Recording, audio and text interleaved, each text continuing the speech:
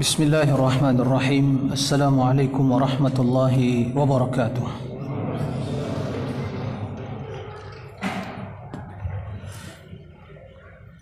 Alhamdulillahi rabbil alamin.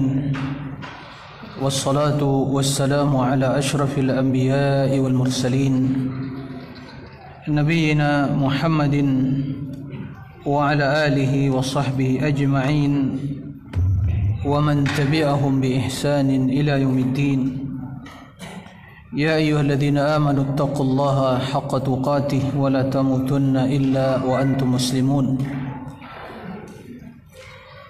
يا أيها الناس اتقوا ربكم الذي خلقكم من نفس واحدة وخلق منها زوجها وبث منهما رجالا كثيرا ونساء واتقوا الله الذي تساءلون به والأرحام إن الله كان عليكم رقيبا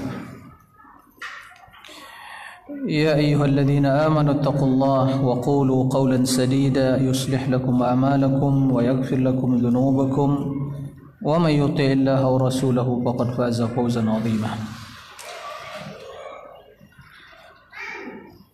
Jemaah sekalian, kaum muslimin dan muslimat rahimakumullah, puji dan syukur kita aturkan kehadirat Allah Azza wa Jalla atas nikmat dan karunia yang tidak terhitung banyaknya, terutama nikmat iman, nikmat Islam, nikmat sunnah, nikmat menuntut ilmu agama,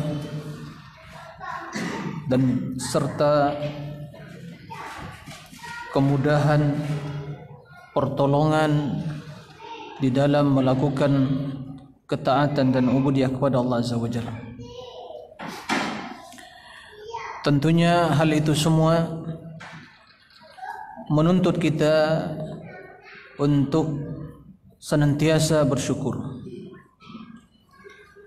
menuntut kita untuk senantiasa ingat terhadap nikmat tersebut, kemudian disyukuri, meyakini bahawa nikmat semua nikmat datang dari Allah Azza wa Jalla. Kemudian kita banyak memuji dan memuja Allah serta diiringi dengan amalan, perbuatan yang merupakan bukti nyata kesyukuran dalam hidup kita. Kemudian salawat dan salam untuk Nabi kita yang mulia Nabi Muhammad sallallahu alaihi wasallam. Allahumma salli ala Muhammadin wa ala ali Muhammad. Semoga kita semua menjadi umat beliau yang tulus cintanya, yang dibuktikan dengan kesungguhan kita di dalam mempelajari warisan yang beliau tinggalkan, mengenal kemuliaan dan keagungan beliau, membenci dan mengutuk orang-orang yang menghina beliau. Dan kita harus bersungguh-sungguh di dalam mempelajari, mengenal kepribadian beliau, akhlak beliau, akidah beliau, amal beliau, amalannya, muamalahnya. Itulah sesungguhnya bukti nyata kecintaan kepada Rasul sallallahu alaihi wasallam. Jemaah sekalian rahimakumullah, ini adalah pertemuan perdana dalam mengkaji kitab akidah panitia memohon kepada saya yang berbicara pada kesempatan kali ini, yaitu kajian kitab yang berkaitan dengan akidah. Kemudian secara khusus permohonannya kalau bisa akidah yang berkaitan dengan akidah Imam Syafi'i dan ulama-ulama Syafi'iyah. Karena kita masyarakat Indonesia bermadhab Syafi'i, maka sudah selayaknya kita mengenal kepribadian Imam Syafi'i, akidah beliau, serta perjuangan beliau di dalam menegakkan agama Allah. Jika kita mengaku bermadhab Syafi'i, sungguh sangat disayangkan bila orang-orang yang mengaku pengikut Syafi'i tapi tidak mengikuti akidah Imam Syafi'i. Sungguh sangat disayangkan orang-orang yang mengaku pengikut Syafi'i tapi tidak ada semangat untuk mempelajari sunnah Nabi dan memperjuangkannya. Sementara Imam Syafi'i dikenal dengan ulama yang nasirus sunnah. Nasirus sunnah itu adalah pejuang sunnah. Pejuang sunnah, nasir as-sunnah. Begitu beliau dijuluki di zaman hidupnya beliau, dikenal oleh para ulama nasir as-sunnah, sehingga murid-murid beliau dikenal dengan ashabus sunnah, pengikut sunnah. Dan Imam Syafi'i rahimahullah dan murid-murid beliau adalah orang-orang yang berjalan di atas sunnah Nabi sallallahu alaihi wasallam dalam segala aspek agama, di dalam akidah, di dalam amaliyah, dalam akhlak, perilaku, maka tercermin dalam sikap, perilaku dan kehidupan mereka cahaya sunnah. Terpancar dalam hidup mereka itu cahaya sunnah. Nah, dengan kita mempelajari akidah yang diajarkan oleh Imam Syafi'i kepada murid-muridnya, dan juga dengan mempelajari ilmu agama yang beliau tuangkan dalam karya tulisnya dan yang diwarisi oleh murid-muridnya, kemudian diajarkan pada generasi setelah mereka sampai saat ini, detik ini, saat turun temurun, maka hendaknya hal itu menanamkan dalam diri kita semangat yang kuat, semangat yang besar untuk meneladani beliau dalam beragama, dalam segala hal. Nah, oleh karena itu yang berbicara menyambut baik keinginan ikhwah untuk mengadakan kajian kitab, bukan tematik, karena tematik itu cocok bagi orang-orang umum, untuk show, kan gitu, cocok. Tapi kalau yang betul-betul bersungguh-sungguh duduk di majelis kajian kitab, kita mengaji, membaca perkataan ulama, kita pahami dalil-dalil yang disebutkan. Tapi mungkin membosankan,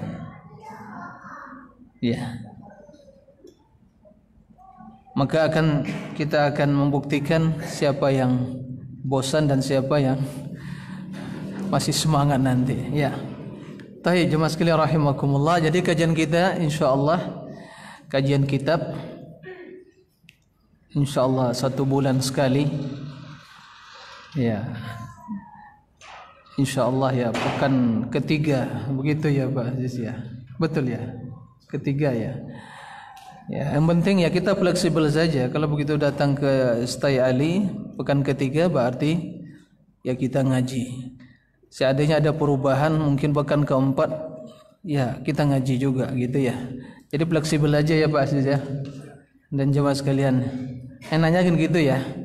Karena kita merdeka kayak gitu ya, nggak ada yang mengikat kan. Nah, baik, barakallahu fikum. Nah, karena ini kajian kita berharap ya, karena sebagian disampaikan tadi kajian yang berkaitan dengan membahas akidah yang dikaji oleh Imam Syafi'i dan murid-muridnya, maka kajian perdana ini kita akan memulai kajian tentang akidah Imam Syafi'i. Ya, secara khusus tidak ada ya kitab khusus yang ditulis oleh beliau. Ada risalah, ada ya kumpulan dari atau wasiat beliau. Ya, tapi itu tidak khusus dalam akidah. Tapi perkataan beliau itu terdapat dalam ya banyak kitab, diriwayatkan oleh murid-muridnya dan dikumpulkan oleh para ulama yang menulis tentang biografi beliau, secara khusus Imam Al-Baihaqi dalam kitab Manaqibus Syafi'i, dan juga Al-Imam Ibn Abi Hatim dalam kitabnya Adabus Syafi'i, dan juga para ulama yang lain yang menulis biografi Imam Syafi'i. Mereka menukil perkataan-perkataan Imam Syafi'i dalam ilmu, dalam akidah, dalam ibadah, dalam akhlak. Seperti dalam kitab juga Syiar A'lamud Nubala dan kitab-kitab yang lain.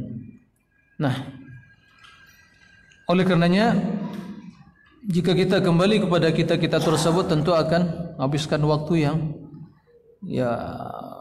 yang banyak mengumpulkan satu persatu dari kitab tersebut. Nah, oleh karenanya para ulama atau para akademisi ya menulis tentang akidah para imam tersebut dan mengambil perkataan dan nukilan-nukilan dari kitab-kitab yang menulis tentang biografi mereka kemudian dikumpulkan. Nah, jadi dalam hal ini Syekhi Ustadi Dr. Muhammad bin Abdul Wahhab Al-Aqil hafizahullah wa na'am wa afahu wa syafah menulis disertasi yang judulnya Manhaj Al-Imam Syafi'i Itsbatil Aqidah. Jadi manhaj Imam Syafi'i dalam menetapkan akidah. Nah, itu ditulis oleh beliau untuk sebagai ya persyaratan untuk mendapatkan gelar doktornya, disertasi. Kita itu telah cetak 2 jilid, cetak oleh Perpustakaan Adwa'us Salaf. Karena kitab tersebut ya lumayan panjang, luas pembahasannya, kurang lebih 500 halaman, dan itu juga syarah dari beliau, penjelasan. Maka tentunya kalau kita membaca kitab tersebut ya terlampau lama kita sampai kepada inti permasalahan. Dahulu tatkala salah seorang syekh ingin membaca atau mengkaji akidah Imam Syafi'i, beliau meminta kepada anak untuk mengikhtisar, untuk meringkas. Tatkala itu anak pernah meringkas ya kitab Manhaj Imam Syafi'i tersebut, ya Itsbatil Aqidah. Alhamdulillah ternyata filenya itu masih ada sama anak. Kemarin anak buka-buka ternyata ya alhamdulillah masih utuh. Tapi perlu dilengkapi lagi. Maka insyaallah ke depannya, insyaallah dalam ya kurang lebih 2 pekan ini akan berusaha anak lengkapi dan anak perbaiki lagi nukilan dan juga anak koreksi lagi. Dan insyaallah jika kita masih berumur, insyaallah bulan-bulan yang akan datang insyaallah akan anak kirimkan filenya dalam bentuk mungkin ya PDF atau yang sejenisnya. Insyaallah mungkin kita jadikan sebagai pegangan kita sehingga nanti bisa di print ya, masing-masing memiliki ya kitab tersebut atau ringkasan tersebut. Itu yang kita harapkan. Jadi hanya meringkas, mengambil perkataan Imam Syafi'i saja. Bab tentang hal ini, pembahasan ini ya qala Imam Syafi'i. Nanti kita akan berusaha untuk mensyarahnya. Baik. Jemaah sekalian rahimakumullah. Oleh karenanya mari kita niatkan atau ikhlaskan niat duduk di majelis ilmu ini sehingga menjadi ibadah di Allah Subhanahu wa taala, dan semoga dengan kita mempelajari akidah yang dipahami oleh Imam Syafi'i, kita semakin paham agama yang benar dan semakin cinta kepada Imam Syafi'i, dan juga semoga kecintaan kita tentu semakin bertambah kepada imamnya Imam Syafi'i, yaitu Rasulullah sallallahu alaihi wasallam. Ya. Karena Imam Syafi'i pernah mengatakan, madhab saya itu adalah hadis. Nah, kalau ada yang ditanya mungkin apa madhab anda, mungkin dia menjawab madhab saya Syafi'i. Tapi kalau kita bertanya apa madhab Imam Syafi'i, mungkin bingung menjawabnya. Karena madhab Syafi'i bukan produk Imam Syafi'i. Beliau tidak pernah mengatakan ini mazhab saya. Ya, wajib kalian ikuti madhab saya, enggak pernah. Ya, karena madhab beliau sebagaimana dalam ungkapannya, idza sahal hadis fa huwa madhhabi. Apabila hadisnya sahih, itulah madhabku. Madhab Imam Syafi'i adalah hadis Nabi. Nah, ini dalam seluruh perkara agama. Nah, jemaah sekalian rahimakumullah, ya, ada banyak dalam kajian perdana ini kita atau ana meringkas di muqaddimah yang disampaikan oleh Syekh Ustaz Dr.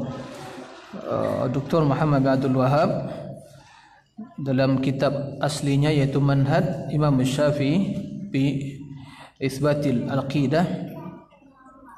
Beliau setelah menjelaskan muqaddimah,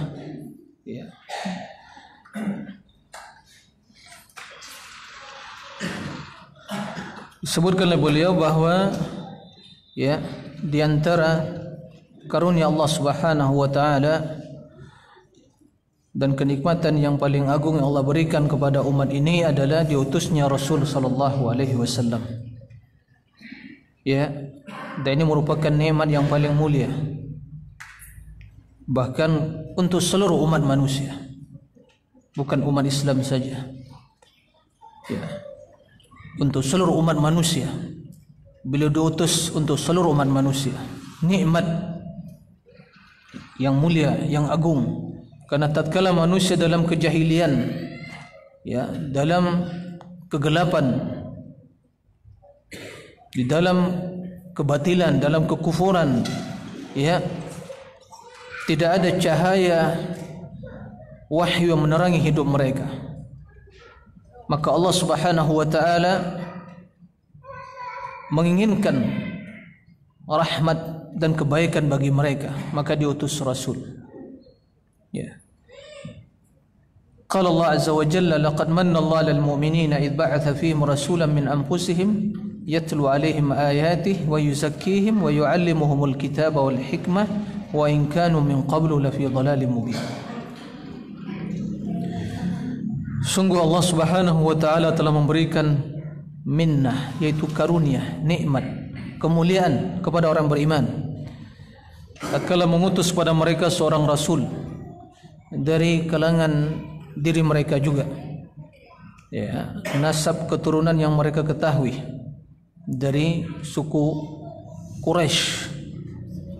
Yatlu alaihim ayati, yang tujuan beliau, misi utamanya membacakan kepada mereka ayat-ayat Allah dan mensucikan diri mereka, serta mengajarkan ilmu Alkitab dan Sunnah kepada mereka, kendati mereka sebelumnya berada dalam kesesatan yang nyata. Nah, sebelum diutus Rasul, dunia itu gelap gulita, enggak ada cahaya jemaah. Ada cahaya matahari menerangi hidup manusia, tapi tidak ada cahaya ilmu. Manusia hidup dalam kegelapan dan jahiliyah. Allah melihat, memperhatikan kondisi penduduk bumi tatkala sebelum diutus Nabi, maka Allah mengutuk semuanya. Pamaqatahum arabahum wa ajamah, dikutuk oleh Allah, baik dari suku Arab atau non Arab, semuanya. Kekosongan Nabi, Tidak ada nabi setelah diangkatnya Nabi Isa sampai diutusnya nabi itu kekosongan, ya kan? Tidak ada nabi diutus antara kedua fase tersebut. Sampai detik sebelum diutusnya nabi, zaman jahiliyah di Arab, ya, bagaimana mereka dan kejahilian mereka menyembah patung berhala, sampai mereka membunuh anak wanita mereka hidup-hidup, kan begitu. Perbuatan zina, khamar, judi, nah itu hal yang tidak, ya, hal yang biasa dalam kehidupan mereka. Kezaliman, peperangan, kezaliman jahiliyah total. Maka Allah tatkala itu Allah utus nabinya ingin kebaikan bagi umat manusia, maka diutuslah Nabi SAW mengajarkan mereka agama, mengajarkan kepada mereka sunnah, mensucikan jiwa mereka dengan ilmu agama, sehingga terus beliau berjuang menyampaikan ilmu agama. Maka lahir dari tarbiyah dan pendidikan beliau manusia terbaik yang dilahirkan ke permukaan bumi ini. Suara apa itu? Tolong diamankan dikit. Ya, cukup. Ya, agak mengganggu. Baik. Jadi lahirlah manusia yang terbaik setelah para nabi sepanjang sejarah perhidupan manusia, para sahabat Nabi. Ya, karena Rasul mendidik mereka dengan Al-Quran, sunnah, dan mensucikan diri mereka dengan wahyu tersebut. Nah, maka ini nikmat yang harus kita syukuri, ya, kita syukuri. Kemudian beliau menyampaikan risalah, Nabi SAW menunaikan amanah, menasihati umat sehingga sempurna agama Islam. Kemudian beliau diwafatkan oleh Allah Subhanahu wa taala, sehingga Allah turunkan ayatnya, al-yauma akmaltu lakum dinakum wa atmamtu alaikum ni'mati wa raditu lakum al-islam madinah. Dalam surah Al-Maidah disempurnakan oleh Allah Azza wa Jalla agama, ya, disempurnakan nikmat dan diridhai oleh Allah Subhanahu wa taala agama Islam ini sebagai, ya, Islam sebagai agama bagi kita umat Islam. Kemudian jemaah sekalian rahimakumullah,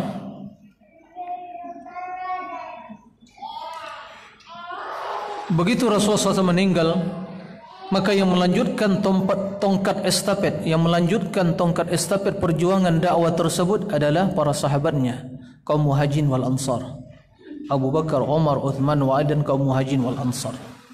Ya, mereka menebarkan ilmu agama, mereka menebar ke seluruh pelosok dunia, ya, berjihad menegakkan kalimat tauhid, mengajarkan umat ilmu agama yang benar, sunnah Nabi SAW. Nah, terus menerus seperti itu. Mereka wariskan ilmu yang mereka dapatkan dari Nabi kepada tabi'in. Tabi'in mewariskan kepada tabi'in terus turun temurun, ya, turun temurun. Akan tetapi seiring dengan perjalannya waktu, ya, tahun demi tahun berjalan, abad demi abad berjalan, maka semakin meluas, ya, penyebaran Islam dan juga masuk ke dalam Islam, ya, orang-orang yang mereka bukan dari suku Arab saja, dari seluruh pelosok dunia, ya, dari berbagai suku dan kabilah. Maka tentunya masing-masing dari suku dan kabilah tersebut tentu memiliki berbagai tradisi dan kebiasaan sebelumnya. Nah, ini cukup juga mewarnai, ya, terhadap, ya, pengamalan terhadap Islam itu sendiri. Seiring dengan meninggalnya para ulama, munculnya berbagai pemikiran-pemikiran yang sesat dan menyesatkan, maka, ya, asing. Maka dalam tersebut Allah terus mengutus dalam setiap 100 tahun, ya, setiap 100 tahun itu para pembaharu, ya, mujaddid, Nah, ia memperbaharui agama, ia mengajarkan kepada umat agama yang benar, ilmu yang benar. Nah, ke dalam hadis yang disampaikan oleh innallaha yab'ats li hadhil ummati ala ra'si kulli mi'ati sanatin man yujaddidu laha dinah. Sesungguhnya Allah mengutus ya kepada umat ini di setiap 100 tahun ya orang-orang yang memperbaharui agama Islam ini. Satu abad ya, pasti banyak terjadi pergeseran nilai-nilai tadi, percampur bauran antara tradisi dan budaya, kekosongan para ulama, muncul berbagai pemikiran-pemikiran yang menyimpang, ya, menebarnya berbagai kesesatan. Maka tatkala itu Allah ingin mengembalikan ajaran Islam yang murni tadi, dibangkitkan para ulama, lahir para ulama. Maka di antara para ulama yang dibangkitkan oleh Allah, terlahir ke permukaan bumi ini untuk memperbaharui urusan agama, yaitu di antaranya Al-Imam Muhammad bin Idris Asy-Syafi'i rahimahullah. Beliau lahir, kapan lahirnya? Tahun 150 Hijriyah. Disebutkan itu tahun kematian Imam Abu Hanifah. Jadi di pertengahan abad kedua.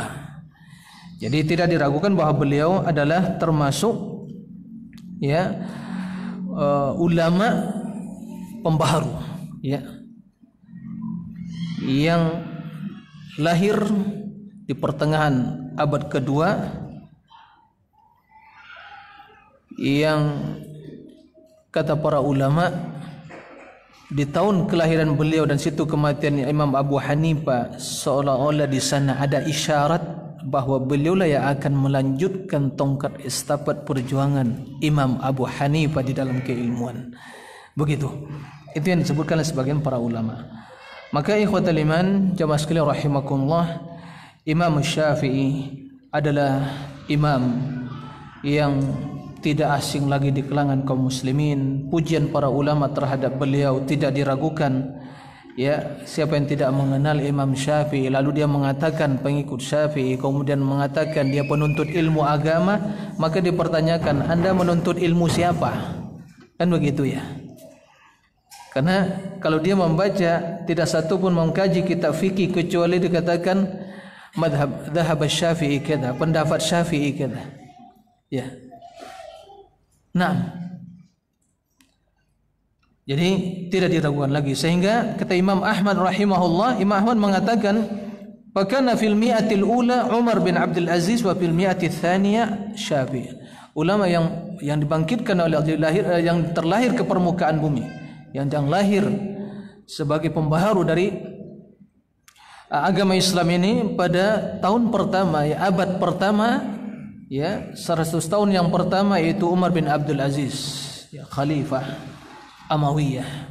Kemudian kata beliau wa fil mi'atis tsaniyah, pada abad kedua adalah Asy-Syafi'i, adalah Imam Asy-Syafi'i. Ini pengakuan siapa? Imam Ahmad rahimahullah. Jadi Imam Syafi'i merupakan ya salah seorang ulama atau ulama yang dilahirkan di abad kedua sebagai ya modernis, pembaharu ya agama Islam. Nah, maka tidak diragukan ya kalau seorang membaca imam perkataan atau ilmu Imam Syafi'i dan juga pemahaman beliau, bagaimana beliau menggabungkan antara hadis dan fiqh, maka sungguh seorang akan mendapatkan bukti nyata dari perkataan Imam Ahmad rahimahullah. Dan Imam Ahmad murid siapa? Murid Imam Syafi'i. Tapi Imam Ahmad lebih alim dalam ilmu hadis. Tapi kalau permasalahan pemahaman al-fiqh, Imam Syafi'i. Tapi Imam Syafi'i juga ahli hadis. Nah, qala Abu Abdullah wa inni la ad'u lisy-Syafi'i mundu 40 sanah fi salati. Subhanallah. Imam Abu Abdullah yaitu Imam Ahmad mengatakan, sesungguhnya aku mendoakan kebaikan bagi Syafi'i, gurunya. Naam. Mundu arba'ina sana fi salati, semenjak 40 tahun setiap dalam solatnya Imam Ahmad mendoakan Imam Syafi'i. Allahu Akbar. Pelajaran apa yang bisa kita ambil dari pernyataan ini, wahai para ikhwah sekalian atau jemaah sekalian rahimakumullah?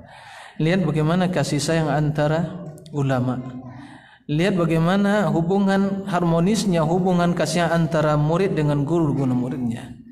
Sampai Imam Syafi'i juga menghormati muridnya. Wahai Ahmad, kalian lebih tahu tentang hadis dari saya. Kalau kalian tahu hadis siapapun perawinya, Kufi atau Basri, kan begitu ya, atau Syami, maka akhbiruna fa akhudhu bihi. Apa itu perawinya? Itu Syam, dari negeri Syam atau Kufa atau Basrah, kan begitu? Kabarkan kepada saya akan mengambil hadis itu sebagai dalil. Jadi saling mengakui kelebihan, bukan saling apa? Ya, saling mengintimidasi, saling merendahkan atau menghinakan, tidak. Inilah ilmu itu begitu. Ilmu akan mendidik apa? Kebesaran jiwa. Nah, siap untuk dia dikritisi, siap untuk yang memberikan kritikan dan menerima kritikan dan juga mengatakan yang hak-hak, yang benar-benar, ya, menisbatkan kebaikan kepada yang memilikinya.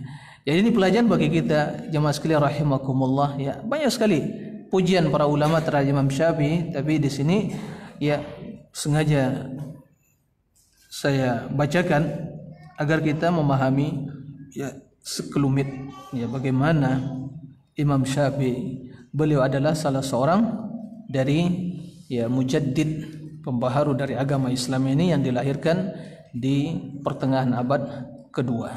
Nah, jadi di abad kedua beliau adalah orang yang imam memperbarui dinul Islam, dan guru beliau adalah Imam Malik rahimahullah. Taib.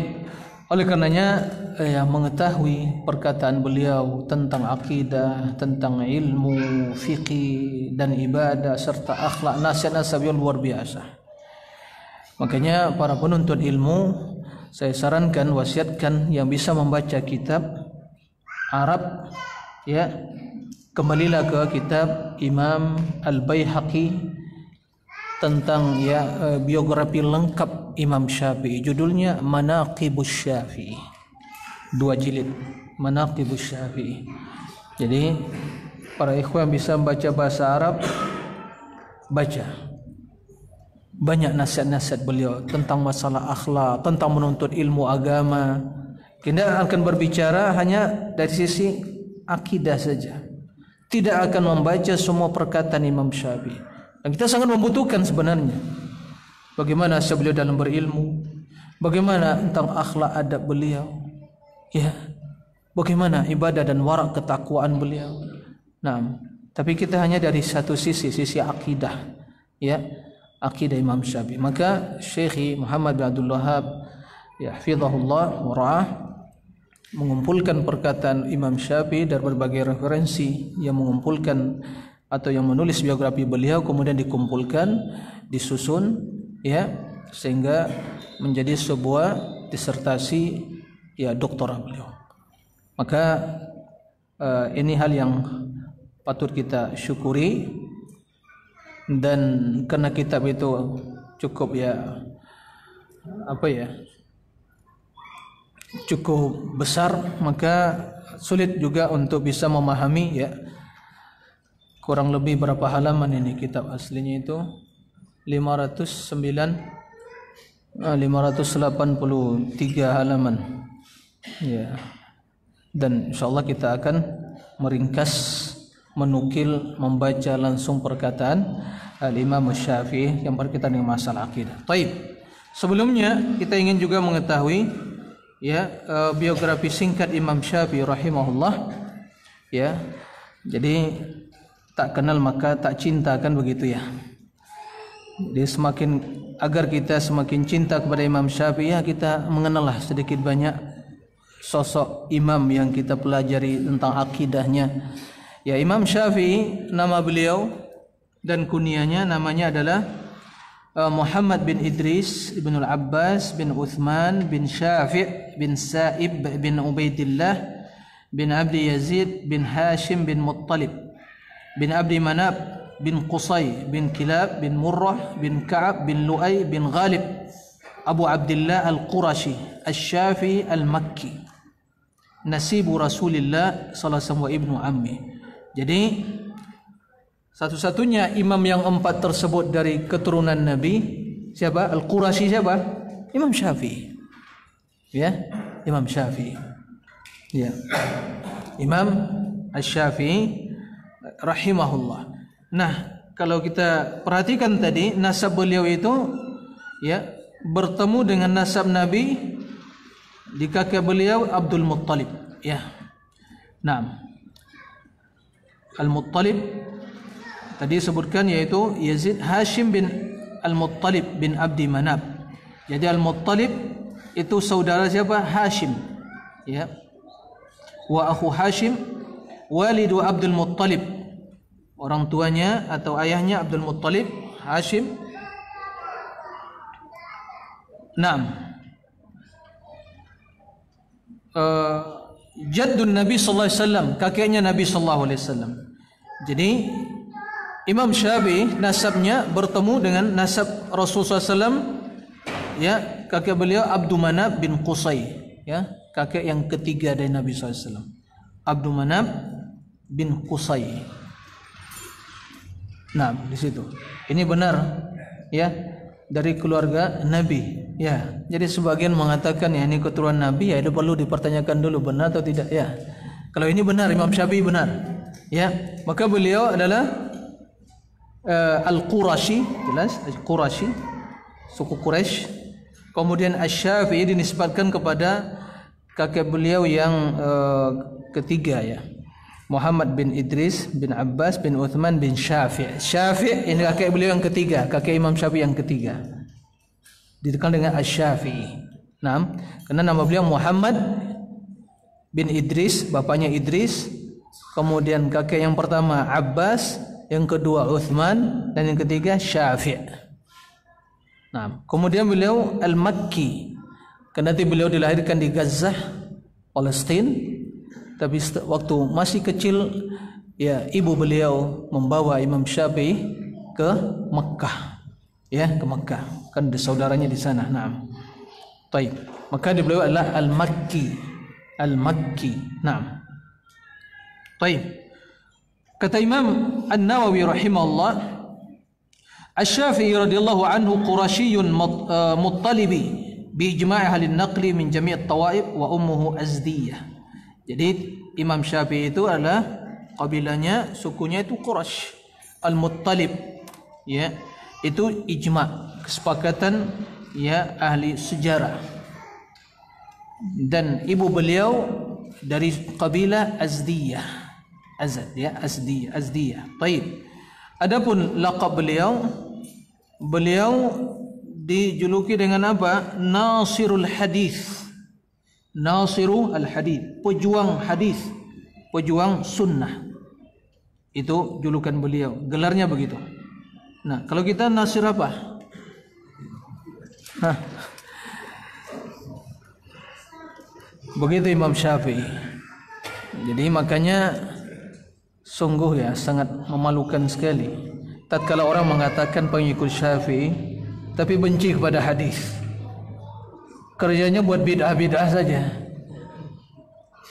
Yang digemari yang bid'ah khurafat itu lah. Ya. Betul enggak? Sangat aneh sekali. Imam Syafi'i ya umurnya habis memperjuangkan ilmu, mempelajari ilmu, memperjuangkan hadis, memperjuangkan sunnah. Tapi ada yang mengaku pengikut Syafi'i, kerjanya seumurannya habis apa? Untuk buat bid'ah. Enggak mau belajar tauhid, enggak mau belajar sunnah, enggak mau, bahkan enggak mau belajar ilmu Imam Syafi'i. Nah, maka Syafi'i enggak kenal dia. Baik. Kemudian beliau ya dilahirkan pada tahun 150. Hampir tersebut 1150 ya benar. Baik. Jadi tahun kematian Imam Abu Hanifah. Baik, tempat dilahirkan ada sedikit perbedaan. Ada yang mengatakan di Gazzah, ada yang mengatakan Asqalan, ada yang mengatakan di Yaman. Tapi Al-Imam Ibnu Hajar mengatakan bahwa tidak ada perbedaan sesungguhnya dari ketiga pendapat tersebut, karena Gazzah dan wa Gazzah Asqalani termasuk yang disebutkan kepada Imam Ibnu Hajar Asqalani itu daerah yang berdekatan, termasuk Syam, kan begitu. Asqalan itu kotanya, sementara Gazzah itu mungkin kampung desanya gitu. Jadi tidak ada masalah. Masih satu kabupaten begitulah. Ya, betul ya. Kabupaten. Kalau ini apa nama daerahnya? Sudah. Bagian kecamatannya apa? Sidoarjo. Kalau kotanya Sidoarjo juga. Oh ya, berarti kota ya, bukan kampung ya. Baik. Jadi Gazzahnya itu kampung kecil, yaitu mungkin desanya. Kemudian itu jadi tidak ada perbedaan. Nah, adapun di Yaman itu pada hakikatnya karena beliau tatkala berumur 2 tahun itu dibawa ibunya ke Hijaz, Mekah, kemudian setelah itu dibawa menjumpai kaumnya, yaitu negeri Yaman. Nah, karena ibunya adalah dari suku Azdi, maka nisbahnya Azdiyah, kan begitu. Nah, jadi pada hakikatnya tidak ada perbedaan dari ketiga pendapat tersebut. Adapun ya bagaimana ya pertumbuhan beliau di dalam menuntut ilmu, perkembangan beliau dalam menuntut ilmu, beliau rahimahullah ya begitu dilahirkan Gazzah, ya tumbuh besar di Gazzah dalam keadaan dilahirkan keadaan yaitu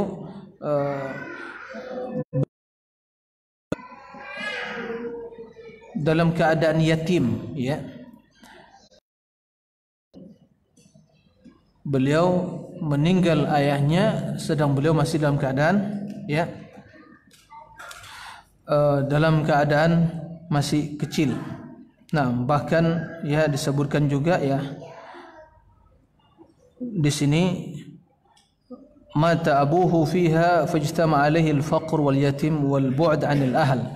Jadi beliau masih kecil, ayahnya meninggal, sehingga kondisi beliau tatkala itu dalam kondisi ya fakir, yatim, dan juga jauh dari keluarganya, karena keluarganya di Mekah, ibunya asalnya dari kabilah Azdiyah Yaman.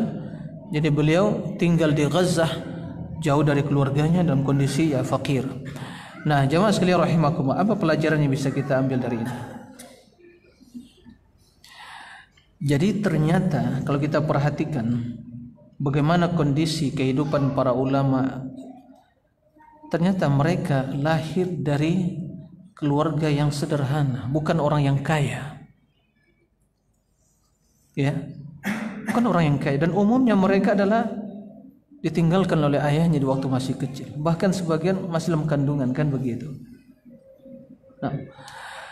Nah, Imam Syafi'i bagaimana di waktu masih ya kecil meninggal ayahnya, hidup bersama ibunya, tapi seorang ibu yang murabbi, yang alimah, yang alim, yang berilmu, yang cerdas, dengan segala kesederhanaannya, kepakirannya, ya tidak menghalang dia untuk bagaimana mendidik, mencetak anaknya menjadi seorang yang alim. Nah, jadi yang harus diperhatikan. Nah, kemudian setelah itu beliau pergi ke kota Hijaz, yaitu Makkah, dan di sana beliau mulai menghadiri majlis para ulama, kemudian menghafal Al-Quran, sehingga disebutkan ya bahwa umur beliau ya beliau menghafal Al-Quran sedang umur beliau masih 7 tahun.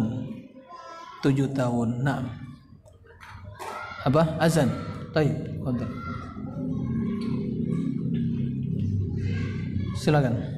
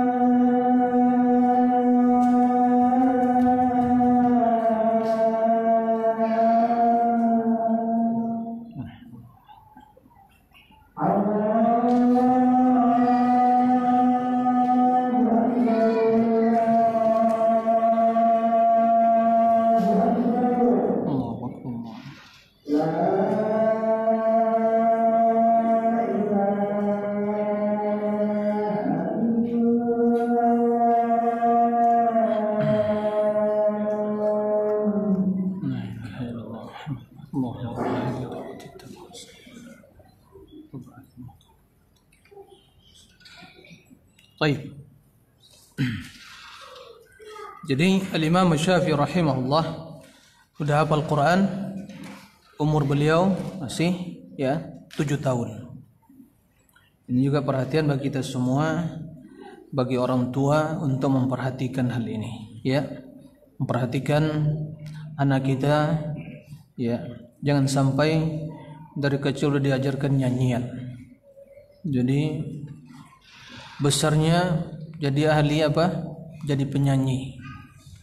Kemudian setelah itu baru apa? Terus ya dimarahin untuk belajar, untuk diarahkan ke pondok, untuk ya dari awal diarahkan jadi penyanyi. Gimana akan mau termotivasi untuk masuk pondok, kan begitu, atau mungkin belajar ilmu agama. Nah, kalau anak-anak sekarang umur 7 tahun ini ya pandai menyanyi. Tapi dahulu para ulama, inilah yang menjadi perhatian kita. Dahulu orang tua mengarahkan pendidikan dasar mereka bagaimana menguasai Al-Quran. Kemudian bagaimana Imam Syafi'i di dalam belajar, beliau tidak menetap di Mekah saja, tapi beliau keluar rihlah, menghadiri, datang pada para ulama, karena ilmu itu didatangi. Ya, ilmu didatangi, bukan ilmu yang mendatangi, didatangi, hadir. Beliau pergi menuntut ilmu, meninggalkan negerinya yaitu Mekah ke berbagai tempat dan daerah yang di sana ada para ulama. Beliau menghafal Al-Quran, kemudian juga membekali dirinya dengan apa? Bahasa Arab. Awal perjalanan hidup beliau sangat senang. Beliau pergi ke kabilah Arab yang fasih, bahasa yang ma'ruf dengan kefasihan bahasanya, Hudzail, kabilah Hudzail, ya, yang terkenal dengan kefasihan bahasa Arab mereka. Beliau belajar. Tapi ternyata setelah itu Allah Subhanahu wa taala rubah keinginan beliau sehingga lebih bersemangat belajar ilmu agama. Jadi bahasa itu kan hanya sebagai ilmu alat, pengantar, bukan tujuan. Nah, maka Allah alihkan perhatian beliau kepada apa? Belajar ilmu fikih, ilmu hadis. Maka beliau belajar kepada mufti Mekah pada waktu itu, yaitu Muslim bin Khalid Az-Zanji. Nah, setelah itu baru beliau rihlah ke Madinah menjumpai Imam Malik bin Anas, Imam Daril Hijrah. Kemudian sebelum beliau datang ke Madinah menjumpai Imam Malik, beliau telah menghafal Muwatta Imam Malik. Di waktu itu belum ada Sahih Bukhari, karena Bukhari setelah Syafi'i. Seandainya ada Sahih Bukhari, beliau akan hafal itu. Di waktu itu hanya Muwatta, itu yang paling sahih. Kita yang paling sahih di zaman itu ya Muwatta. Banyak Muwatta yang lain, tapi Muwatta Imam Malik yang diabadikan oleh Allah. Ya. Begitu. Dihafal oleh beliau. Dan umur beliau tatkala itu masih berumur 10 tahun. Ada yang mengatakan 13 tahun. Subhanallah, hafal Muwatta. Luar biasa. Dan beliau fasih. Pertama sekali beliau ingin membaca, begitu sampai di Madinah ingin membaca satu hadis pada Imam Salat di awal di awal pertemuan dengan Imam Malik, Imam Malik belum terlampau merespon, kan begitu. Tapi begitu membaca satu hadis kedua dan melihat kefasihan beliau dalam membaca hadis tersebut, Imam Malik takjub dengan kepintaran dan kecerdasan beliau. Ya. Maka tatkala itu Imam Malik mengatakan, "Inna Allah qad qadhafa fi qalbika fala tutfi'ha bi nuril ma'siyah." Allah telah memasukkan cahaya ilmu ke dalam dadamu, jangan engkau padamkan cahaya ilmu dengan apa? Dengan kegelapan maksiat. Allahu akbar. Naam, karena ilmu itu nur. Dan jangan kita padamkan cahaya nur ilmu itu dengan maksiat. Kemudian beliau setelah Mekah dia ke Madinah, kemudian pergi juga ke Yaman, ke Irak, Mesir, rihlah sebagaimana kebiasaan dan tradisi para ulama, rihlah fi talabil ilmi, kan begitu. Nah, kalau kita masih ya rihlah dari rumah ke masjid ini, misdar nida, nidaul fitrah. Ya. Berapa mungkin ada 5 kilo, 10 kilo, ya belum sama, dia belum dinamakan rihlah itu. Ya, itu hanya ya perjalanan biasa. Nah, belum ada yang kehausan dari rumahnya ke sini, belum ada yang kehausan. Ada yang kehausan? Ada enggak? Gimana kehausan pakai mobil, pakai AC kan gitu ya. Dahulu pakai unta ya jemaah, berbulan-bulan sampai sebagian para ulama kencing darah ya jemaah. Begitu pengorbanan mereka untuk ilmu. Ya. Begitu pengorbanan mereka untuk kelaparan mereka. Kita alhamdulillah nggak ada yang seperti itu ya. Luar biasa nikmat. Bagaimana kesungguhan kita untuk ilmu. Maka ini yang harus kita, tujuan kita membaca ini. Kenapa kita baca biografi mereka? Agar kita mengambil pelajaran ibrah. Dalam perjalanan orang-orang soleh dan orang-orang mulia itu ada pelajaran yang sangat berharga dalam hidup ini. Dan ini juga sebagai pandu. Ya, kita yang punya anak, punya keluarga, bagaimana kita mengharapkan ya pendidikan anak-anak kita, ya seperti itu. Jadi ini yang harus diperhatikan. Juga bagi para ummahat sebagai ibu. Imam Syafi'i dibesarkan oleh siapa? Ibunya. Peran seorang ibu yang salihah, yang berilmu, ya sangat penting sekali. Tapi kalau para ummahat, para ibu sibuk dengan kegiatan mereka, apalagi zaman sekarang ini sibuk dengan bisnis online-nya misalnya kan begitu ya, di rumah udah ada lagi waktu untuk keluarga, suami dan anak, ya kapan mau mendidik anak kan begitu ya. Nah, atau sibuk dengan yang lain, wanita karir kan begitu, dengan karirnya. Nah, anaknya nggak tahu siapa yang mendidiknya, ya pembantunya. Jadi nanti nisbatnya apa? Fulana bintu fulana nanti ya begitu ya. Karena yang mendidik dia siapa? Nanti nggak boleh menisbatkan ya fulan bintu fulan. Tapi harus bin kan begitu. Tapi intinya lebih banyak berinteraksi dengan pembantu. Ya, kapan kasih sayang? Kapan bisikan-bisikan ya ilmu dan kepada anak ya kasih sayang. Taib. Jadi beliau ya begitu juga, makanya Imam Syafi'i banyak sekali guru beliau. Di antara guru beliau seperti Imam Sufyan bin Uyainah, Abdurrahman bin Abi Bakar bin Abdullah bin Abi Mulaikah, tabi'in kan begitu. Wa Malik bin Anas, wa Hisham bin Yusuf, ini tabi'in mereka. Naam. Hisham bin Yusuf As-San'ani, Muhammad bin Hasan Al-Syaibani, gurunya Imam Abu Hanifah. Naam. Itu diantara, ya masih banyak. Kemudian diantara murid beliau, ya murid yang senior beliau yaitu Rabi' bin Sulaiman Al-Muradi. Ini yang banyak meriwayatkan kitab-kitab beliau, dan beliau juga yang ya minta, atau beliau yang menulis kitab Ar-Risalah. Risalah yaitu beliau meriwayatkan dari Imam Syafi'i Risalah. Kemudian Ismail bin Yahya Al-Muzani, Mukhtasar Al-Muzani, ya, beliau meringkas perkataan Imam Syafi'i kemudian dibukukan oleh beliau. Dikenal dengan Nasiru Madhabi, pejuang madhab Syafi'i. Beliau mengatakan anta ya Muzani, nah, pejuang madhab. Kemudian juga Abu Abdullah Muhammad bin Abdullah bin Abdul Hakam Al-Misri, Abu Ya'qub Yusuf bin Yahya Al-Buwaiti Al-Misri. Ya, ini diantara murid-murid beliau. Adapun karya tulis Imam Syafi'i, ya, diantara karya tulis beliau ya kitab yang masyhur yaitu Al-Um, ya, Kitabul Al-Um. Dan di dalam kitab itu terdapat berbagai kitab ya. Jadi yaitu mungkin kitab induk begitu, tapi yang masyhur ya, kitab Imam Syafi'i. Di dalam kitab tersebut ada berbagai kitab. Di antaranya kitab yaitu Jima'ul Ilm, kumpulan ilmu, yaitu bantahan ya terhadap orang-orang juga yang mengingkari hadis ahad.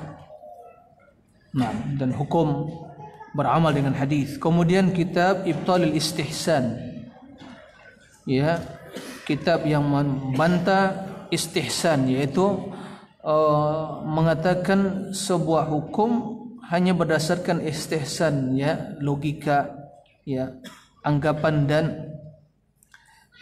akal semata. Kemudian juga kitab Ikhtilaf Malik wa Syafi'i, ada perbedaan antara Malik dan Syafi'i, biasa dalam masalah ilmiah perbedaan tersebut. Kemudian juga bantahan terhadap Muhammad bin Hasan Asy-Syaibani. Muhammad bin Hasan Asy-Syaibani itu termasuk guru beliau, tapi terjadi ya perdebatan dalam masalah ilmiah. Imam Syafi'i juga membantah, menjelaskan dengan hujjah, karena tujuan mereka adalah al-haq. Kemudian kita beli Ar-Risalah, ya, Ar-Risalah yang dikenal kitab pertama tentang usul fiqh. Nah, jadi itu diantara kitab beliau. Kemudian beliau wafat pada tahun 204 Hijriyah. 204 Hijriyah. Ya. Berapa umur beliau berarti? 54 tahun. Ya. Tapi hidup yang berkah, yang penuh dengan manfaat, kebaikan, menebarkan ilmu, memperjuangkan sunnah, ya kan, sehingga sampai detik ini tidak satupun seorang yang berbicara tentang ilmu agama kecuali selalu disebut nama Al-Imam Syafi'i rahimahullah. Baik, itu ya biografi singkat tentang Imam Syafi'i. Siapa yang ingin mengetahui ya secara detail dan lebih luas lagi tentang Imam Syafi'i, ya kembali pada kitab-kitab seperti kitab Manaqibus Syafi'i, ya, kitab Syiar Alamun Nubala karya Imam Adz-Dzahabi, dan kitab-kitab yang lain, Tabaqat Asy-Syafi'iyah li As-Subki, Tabaqat Asy-Syafi'i As-Subki, ya. Jadi biografi para ulama yang bermadzhab Syafi'i disebutkan di situ, ya. Balik dan akan mendapatkan ya perkataan dan wasiat-wasiat beliau yang sangat baik sekali. Dan syarah khusus bagi penuntut ilmu, Al-Imam An-Nawawi di muqaddimah kitab Syarah Majmu' Syarah Muhadzab Fiqih Syafi'i itu menyebutkan adab-adab dalam talibul ilmi, dan banyak sekali menukil perkataan Imam Asy-Syafi'i. Majmu' Syarah Muhadzab, Al-Muhadzab Al-Syirazi, kitab Fiqh Syafi'i. Kemudian disyarah Imam An-Nawawi Al-Majmu', tapi tidak lengkap, meninggal beliau sebelum sempurna syarahnya. Nah, jadi intinya beliau menukil banyak ya hikmah, ungkapan hikmah, ya, nasihat dari Imam Syafi'i yang perlu kita jadikan sebagai panduan di dalam menjalani hidup ini. Tentunya panduan utama kita adalah Rasul sallallahu alaihi wasallam, tapi karena beliau memberikan nasihat, ya, memberikan wejangan sesuai dengan panduan Al-Quran dan Sunnah. Nah, jadi tentang Imam Syafi'i, mudah-mudahan ya semakin kepada Imam Syafi'i dan semakin bertambah cinta kita kepada Imam Syafi'i, karena tidak kenal maka tidak sayang, kan begitu. Taib, gimana jemaah, dilanjutkan atau dilanjutkan sedikit? Tapi sedikit ini banyak jemaah. Sedikit tapi banyak, tapi tidak ada masalah ya. Muqaddimah saja. Jadi masih pemanasan ini, ya kan. Insyaallah kajian selanjutnya insyaallah begitu telah dikoreksi bahasan ini, insyaallah mudah-mudahan masing-masing harus pakai kitab. Syaratnya itu nanti ya.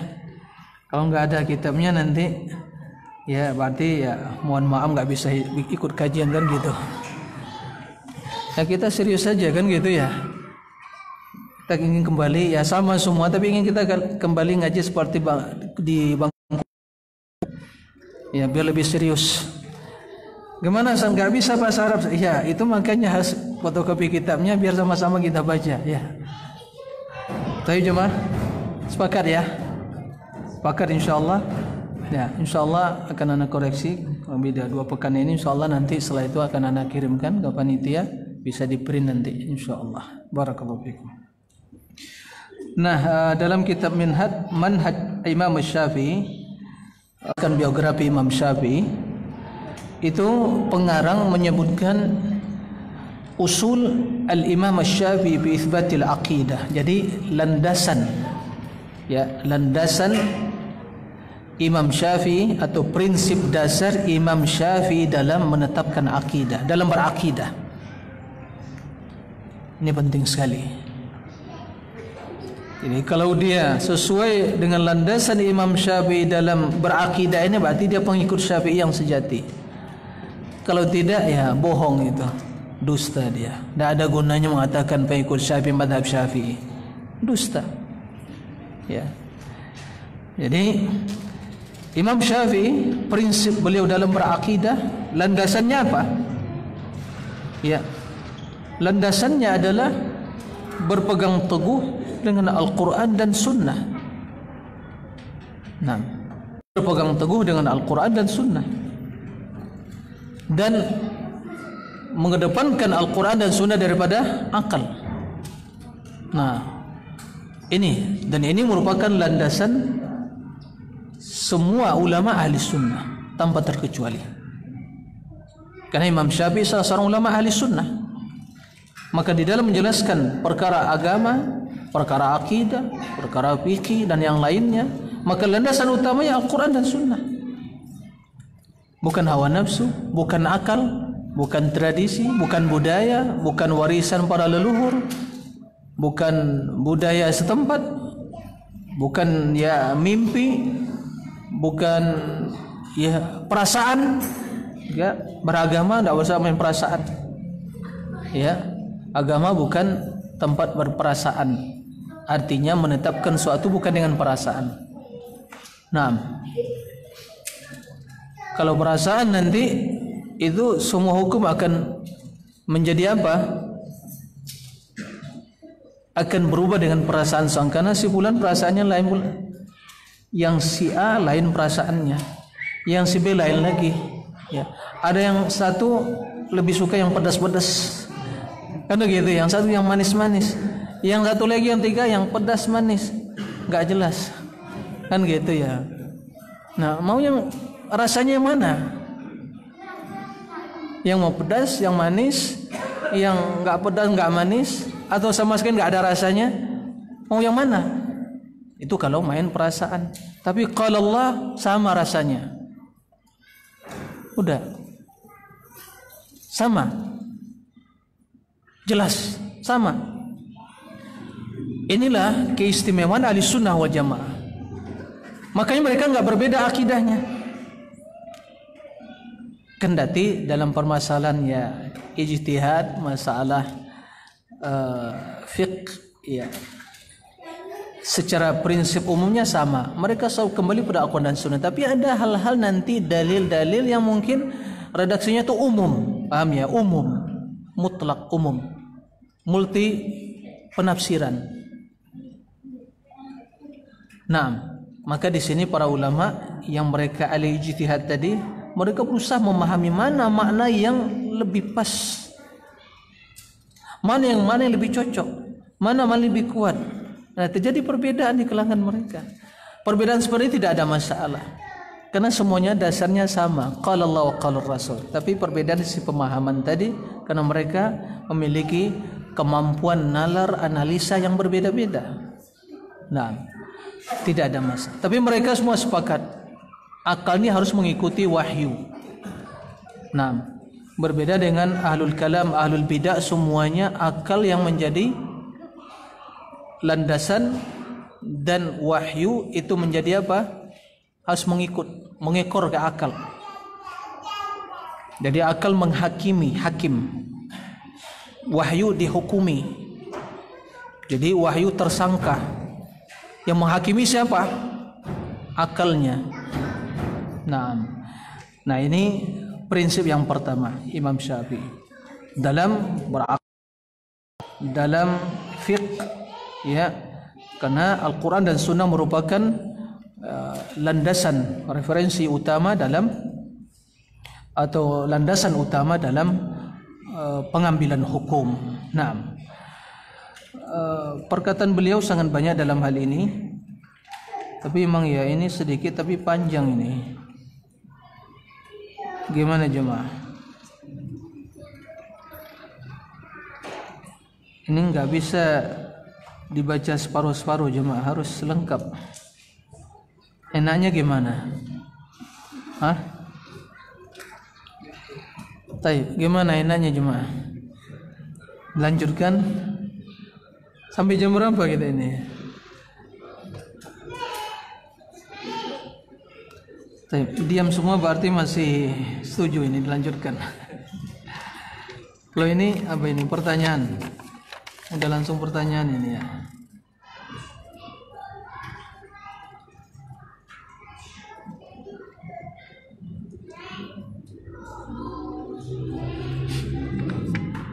Iya. Taib, mungkin akan lebih ya bijak kalau nanti kita membaca kitabnya, jamaah telah punya kitab juga gitu ya perkataannya. Jadi mungkin untuk pertemuan perdana ini kita cukupkan sampai di sini dulu. Tapi ada pertanyaan kita jawab dulu. Oke. Jadi ini masih pemanasan. Pertemuan pertama ini masih pemanasan ya, biar semakin penasaran jamaah kan gitu ya. Baik. Pasti ana yakin ya jamaah penasaran mana sih perkataan Imam Syafi'i itu kan gitu ya. Betul ya? Betul enggak? Kan udah cinta Imam Syafi'i kan? Kau udah kenal Imam Syafi'i tadi, maka pasti udah cinta Imam Syafi'i. Nah, sekarang semakin penasaran ini, mana perkataan Imam Syafi'i itu? Ya, bukan ngaku-ngaku Syafi'i tapi nggak tahu kan gitu ya. Baik. Ada pertanyaan di sini jemaah. Ya, bismillah, mohon jelaskan maksud bahwa Imam Syafi'i sebagai apa? Modernisasi. Ya. Syafi'inya sebagai modernis begitu ya, agama Islam agar tidak salah kami memahaminya seperti halnya ada pembaharuan di agama Nasrani. Syukur. Nah, al-mujaddid ya, jaddada yujaddid, memperbaharui ya. Maksudnya bukan mengurangi dan menambah, bukan mengada-ngada suatu yang tidak ada diada-adakan, bukan itu maksudnya ya. Jadi bukan merubah, tidak ada perubahan, tidak ada penambahan. Tapi maksud pembaharuan di sini adalah ilmu yang selama ini terkubur kemudian dibangkitkan. Sunnah yang selama ini agak samar-samar di kalangan diperjelas. Ilmu ditebarkan. Prinsip-prinsip beragama semakin dijelaskan kepada umat. Itu namanya memperbaharui. Karena kita mengetahui seiring dengan perjalanan waktu muncul berbagai pemahaman-pemahaman yang menyimpang, yang menempelkan Islam tadi. Nah, tugas para ulama ini memisahkan mana yang Islam yang murni, mana yang menempel tadi itu dihilangkan. Mana dijelaskan kebatilannya. Dan ini itu maksud ya modernisasi, bukan merubah seperti yang diinginkan orang zaman sekarang ini, dirubah hukumnya ya, sampai-sampai berusaha untuk apa, yang zina jelas haram cuma cari kaidah-kaidah gitu ya, cari prinsip kaidah-kaidah teori-teori menghalalkan zina. Nauzubillah, ini bukan lagi, itu udah jelas bukan itu ya. Atau pemikiran-pemikiran yang nyeleneh, oh ini modern, ini pemikiran yang moderat kata mereka, ini yang masya Allah ya pemikiran yang zaman sekarang yang sesuai dengan zaman, padahal itu bertentangan dengan syariat bertentangan dengan sunnah. Ya, bukan itu. Jadi intinya tidak merubah hukum, akan tapi menebarkan, membangkitkan kembali prinsip-prinsip agama yang seiring dengan perjalanan waktu mulai terkikis, terkubur, ya, maka dibangkitkan semangat berilmu, kan begitu. Nah, ini maksudnya. Dan itu terbukti bagaimana Imam Syafi'i rahimahullah, di zaman beliau telah mulai muncul benih-benih ilmu kalam dan tasawuf tadi. Nah, ilmu kalam yang merusak akidah, mulai itu. Maka beliau dengan tegas mengkanter, ya kan? Dan bagaimana hukum beliau? Pendapat Imam Syafi'i, orang yang mempelajari ilmu kalam meninggal akidah sunnah itu dibawa di atas unta, kan begitu, dibawa keliling kampung tadi, kemudian dikatakan, wahai kaum muslimin, inilah si fulan yang meninggal akidah sunnah, kan begitu. Kemudian dipukul dengan apa? Pelupa kurma. Yudrab bi jaridin na'al. Hukumnya sampai masyarakat mengatakan seorang, ya, jika meninggal dunia membawa dosa, ya, selain syirik, ya, tentu yang demikian itu lebih ringan bila seandainya dia meninggal dalam kondisi dia mempelajari ilmu kalam, karena merusak. Nah, tegas beliau dalam hal ini. Ya, orang-orang yang di zaman beliau muncul benih-benih yang mengingkari sunnah, mengingkari hadis-hadis ahad. Artinya kalau hadis ahad mereka nggak bisa jadikan sebagai dalil dalam beragama. Mutawatir semua, yang perawinya itu ya puluhan, diriwayatkan oleh jamaah atau perawi yang banyak di setiap level para perawi tadi. Nah, dan itu sangat sedikit sekali hadis yang seperti itu, ya kan? Kebanyakan hadis Sahih Bukhari Muslim itu apa? Ahad. Perawinya 3 dalam 1 tabaqah, tingkatan perawi tadi. Jarang, ya, ada yang 2, ada yang 1. Masyhur, hadisnya masyhur atau gharib atau hadis mufrad, kan begitu. Sedikit. Nah, itu dibantah oleh beliau. Dijelaskan dalam kitab Jima'ul Ilmi tadi. Kemudian bagaimana beliau Imam Syafi'i, ya, mengajarkan bagaimana kaidah-kaidah umum dalam istinbat, sisi pendalilan, bagaimana menghasilkan sebuah hukum dari nas atau teks Al-Quran dan hadis tadi. Ada kaidah-kaidahnya, ada landasan-landasannya. Beliau yang menulis kitab Ar-Risalah. Baru setelah itu para ulama mengembangkan masalah usul fikih, ya, mengambil kaidah-kaidah dikembangkan. Ya.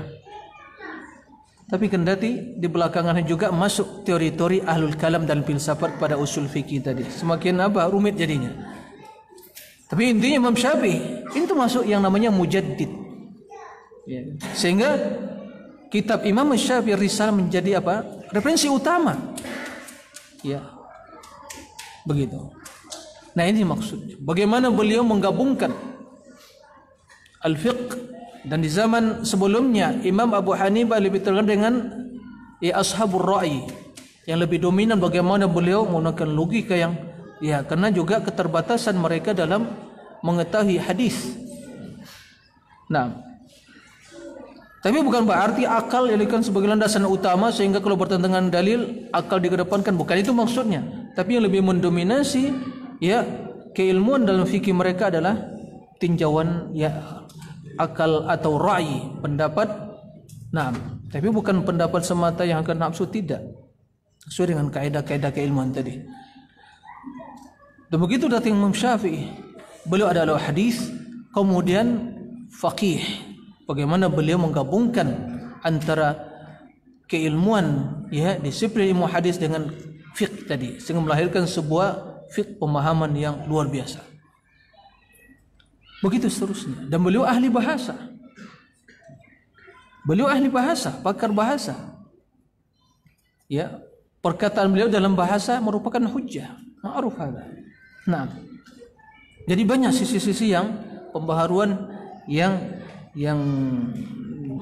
dengan apa disampaikan oleh Imam Asy-Syafi'i rahimahullah. Itu maksudnya bukan merubah, ya, bukan merubah agama dan ajaran yang diajarkan oleh Nabi sallallahu alaihi wasallam kepada umatnya.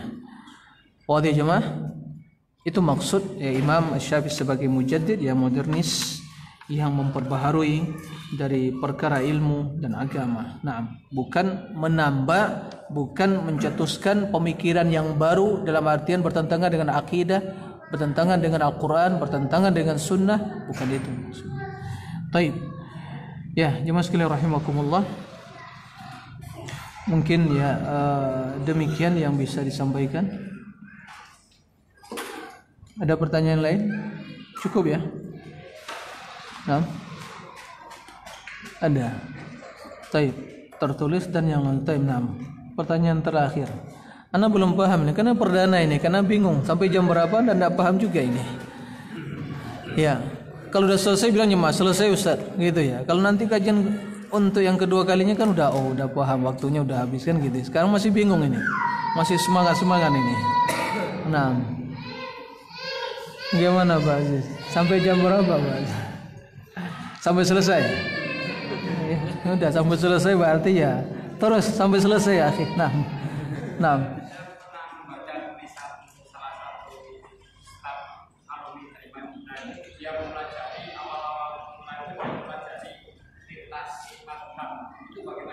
Lintas madhab maksudnya dari sisi apa?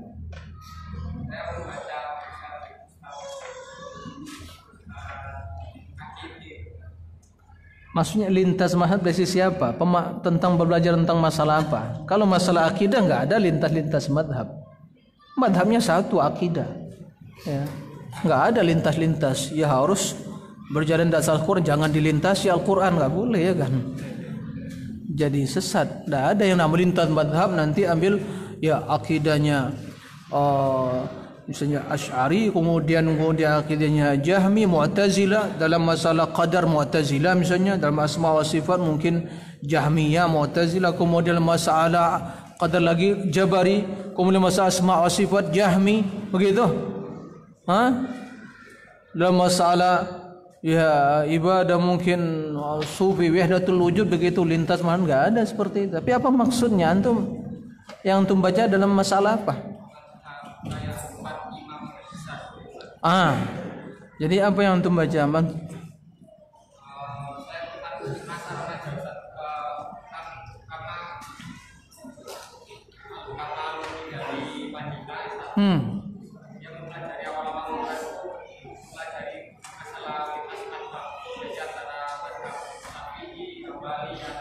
Nah, mungkin perbandingan yang dimaksud ya, perbandingan madhab. Nah, begini jemaah sekalian rahimakumullah. Permasalahannya mempelajari fikih. Berarti ini lebih konsentrasinya adalah masalah stressingnya itu masalah fikih. Jadi itu mungkin lintas madhab. Jadi makanya kita katakan karena juga akidah kan madhab ahli sunnah, bagaimana akidahnya.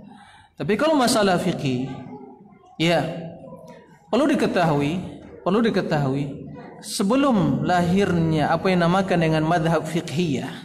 Madhab yang empat, madhab Abu Hanifah, madhab Maliki, madhab Syafi'i, madhab Ahmad, kan begitu. Sebelum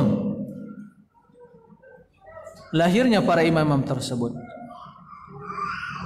apa madhab kaum muslimin zaman tabi'in dan sahabat, apa madhabnya? Madhab Abu Bakar, madhab Umar, madhab Ali, madhab Uthman, nggak ada ya kan? Madhab Sa'id bin Musayyib tabi'in gitu, Hasan Basri, tidak ada. Di zaman mereka segala permasalahan atau problema atau permasalahan dalam beragama, kaum muslimin tidak mengetahui hukumnya. Maka mereka mengamalkan apa yang diperintahkan oleh Allah, fas'alu ahla dzikri in kuntum la ta'lamun. Mereka bertanya pada seorang alim yang mereka dapati, ya. Kemudian bila seorang alim tadi memberikan jawaban, udah dia amalkan. Karena itu tugas seorang yang awam. Para penuntut ilmu di kalangan sahabat atau tabi'in belajar ilmu. Di zaman tabi'in ada 3 mungkin universitas lah mungkin ya dalam masalah tafsir. 3 kampus besar di zaman itu. Di Mekah, di Madinah, di Kufah. Di Madinah Ubay bin Ka'ab, kampusnya Ubay bin Ka'ab, madrasatu Ubay bin Ka'ab, madrasatul Quran. Di Mekah Ibnu Abbas, di Kufah Abdullah bin Mas'ud, ya kan? Mereka semua para sahabat. Lahirlah dari situ para tabi'in, para ahli tafsir, ulama. Mereka belajar seperti itu. Adapun dalam masalah mengenai masalah hukum, ya semua mereka bertanya kepada ulama di zaman tersebut. Begitu lahir para ulama atau madhab yang 4 tersebut, mereka masing-masing dari imam tersebut tidak pernah mengatakan ini mazhabku, tidak pernah seperti itu. Kalian harus ikuti madhab saya. Abu Hanifah juga tidak pernah seperti itu. Imam Malik nggak pernah seperti itu. Syafi'i dan Ahmad nggak pernah. Akan tetapi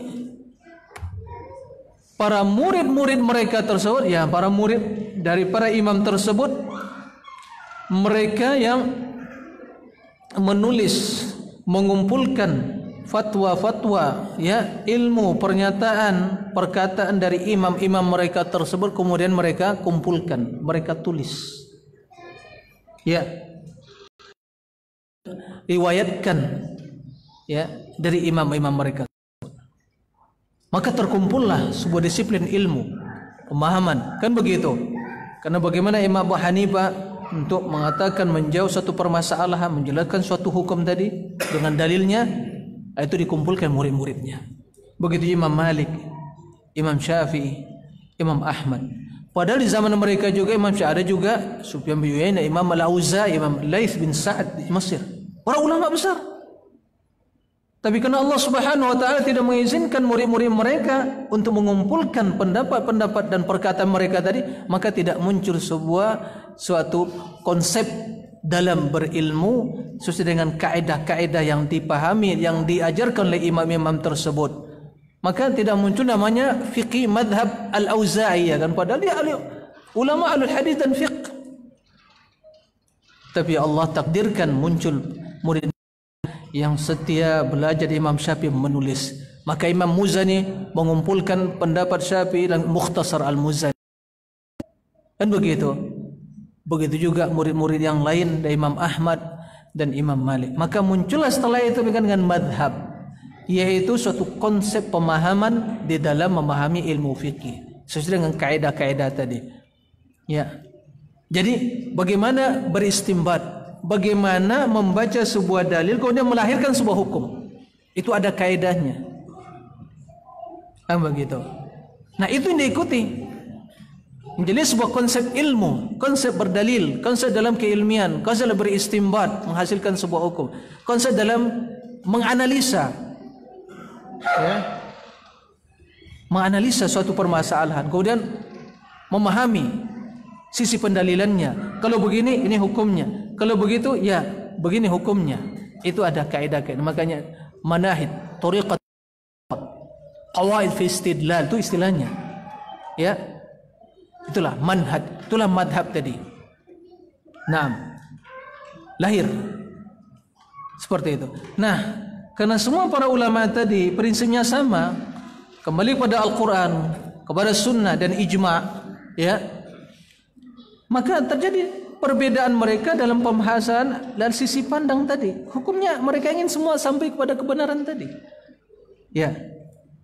Nah, kalau ini maksud lintas madhab tadi, dia ingin perbandingan fikih tadi, perbandingan muqaranatul bainal madhahib, perbandingan antara madhab yang 4 tadi dalam mempelajari fikih, kemudian mana yang lebih kuat pendapatnya sesuai dengan dalil yang sahih, itu yang diterima, maka tidak ada masalah. Itu seorang thalibul ilmi. Karena demikian mendidik seorang untuk apa? Untuk betul ilmiah, objektif dalam mendidik, tidak fanatik. Tapi kalau orang-orang awam, jangankan menilai, membaca aja nggak bisa. Mau lintas mazhab, apa yang mau dilintasi? Nggak jelas jalan sama dia. Jalan mana yang mau dilintasi? Yang mau dilintasi jalannya jelas kan begitu. Oh ini jalan yang lintasi ini kan gitu. Jalannya nggak ngerti, nggak paham, nggak bisa baca, buta. Ya dituntun, jangan jalan sendiri, jatuh ke lubang nanti. Kan gitu. Nah ini maksudnya. Kalau itu maksudnya, itu dia kan berbicara dalam konteks seorang akademisi kan begitu ya. Tapi kalau kita ini, ya jangan lintas madhab. Satu mazhab aja nggak paham, bagaimana mau melintasi kan begitu. Bingung jemaah. Tapi dalam hal ini kita berusaha untuk mengikuti dalil. Nah, tidak fanatik. Kendati bagi seorang penuntut ilmu, ingat, kendati bagi seorang penuntut ilmu, ya. Mahasiswa atau mahasiswa penuntut ilmu dalam belajar, kata para ulama, sebaiknya di awal perjalanan dalam menuntut ilmu itu sebaiknya dia fokus satu madhab aja dulu, pelajari kaidah-kaidahnya. Kemudian pelajari kitab matan-matan ilmiahnya, dikuasai dulu, sehingga dari situ baru nanti dia kembangkan. Nah, tidak ada masalah. Itu maksudnya at-tamadhub, bermadhab, tidak ada masalah. Para ulama juga mengatakan, ya, para ulama-ulama besar kan juga bermadhab. Tapi mereka tidak fanatik. Yang dilarang itu fanatik, jemaah. Ta'assub, fanatik itu dilarang. Ya. Itu dilarang, taklid buta. Itu dilarang. Adapun seorang thalibul ilmi, kita bicara konteks seorang thalibul ilmi penuntut ilmu. Kalau kita yang awam, ya cukup mengikuti ulama yang kita yakini, ya kapabilitas dia dalam ilmu, mumpuni dalam ilmu, akidah yang benar, udah itu. Karena itu tugas kita. Fas'alu ala dzikri in kuntum la ta'lamun. Bertanya kepada ahlinya jika engkau tidak mengetahui. Tapi penuntut ilmu, di sini insyaallah banyak penuntut ilmu, mungkin mahasiswa belajar ilmu, kan begitu, mempelajari kaidah-kaidah dalam beristimbat usul fikihnya, kawaid fikihnya, kawaid usuliyanya, bagaimana berdalil, bagaimana menggabungkan dalil, bagaimana mentarjih, membandingkan, kemudian mengatakan ini dalil lebih kuat. Itu semua ada kaidah-kaidahnya. Nah, bila itu seorang thalibul ilmi, tidak ada masalah. Jadi itu. Jadi konteksnya itu, pembicaraan itu bukan untuk orang awam, ya, untuk para penuntut ilmu. Taib. Itu yang mungkin bisa disampaikan. Mudah-mudahan ya pertemuan ini menambah keberkahan bagi kita semua. Insyaallah jika masih kita memiliki ya kesempatan atau umur sehat, mudah-mudahan bulan yang akan datang bisa kita bersua kembali. Ya. Demikian jemaah sekalian. Wallahu a'lam wa sallallahu wasallam nabiyina Muhammadin wa ala alihi wa sahbihi wasallim. Walhamdulillahirabbil alamin. Assalamualaikum warahmatullahi wabarakatuh.